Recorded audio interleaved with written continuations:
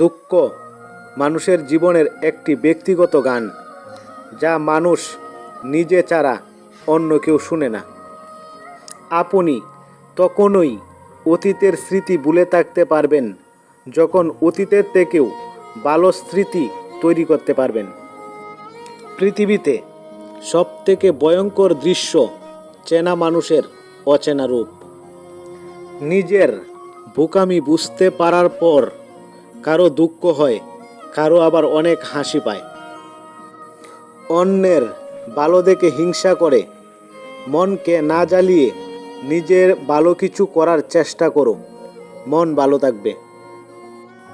অতি প্রিয়রা কুয়াশার মতো হয়, দেখা যাবে কিন্তু ছোঁয়া যাবে না।